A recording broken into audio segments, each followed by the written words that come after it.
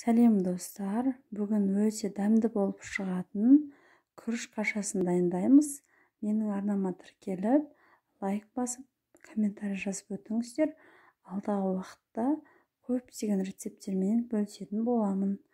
Ең алдыменен қазанымызды қыздырып, қызып тұрған қазанымызға 1 литр сүтімізді құйып аламыз. Мен 1 литр сүтке жасадым. Өз қалауларыңыз бойынша сүттің көлемін көбейтсеңіздер болады.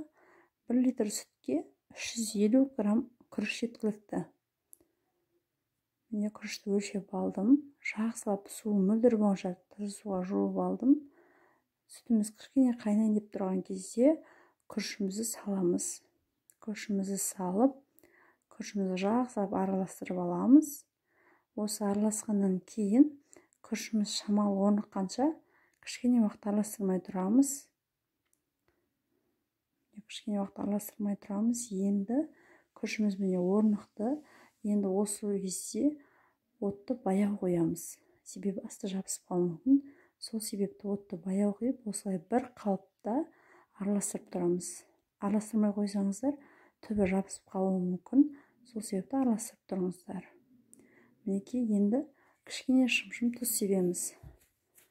Тағы бір араластырамыз. 20-25 минут көлемінде араластырдым. Сол уақыт аралығында дайын болды. Енді үстіне құятын майымызды дайындаймыз. Мен алдын ала қолдың сармайын күйдіріп алған болатынмын.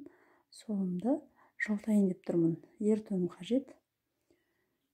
100 грамм қолдың сармайын қатты қыздырып қажет емес. Кішкене ерісе жеткілікті. Егер де сіздерде қолдың майы болмайтын болса, кәдімгі күнделікті қолданып жүрген сармайды қолдансаңыздар болады. Сармай немесе маргаринді ерітіп, үстіне құйсаңыздар болады. Мінекей кашамыз дайын болды. Ортасын кішкене ашып аламыз. Осылай қасықтың көмегімен дөңгелектеп ашып аламыз. Енді үстінен жаңағы еріткен майымызды кішкене құямыз. Мінекей біздің күріш кашамыз дайын болды.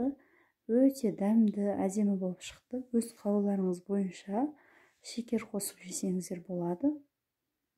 Менің арнама тіркеліп, лайк басып, комментарий қалдырып өтіңіздер. Қолдауларыңызға рахмет.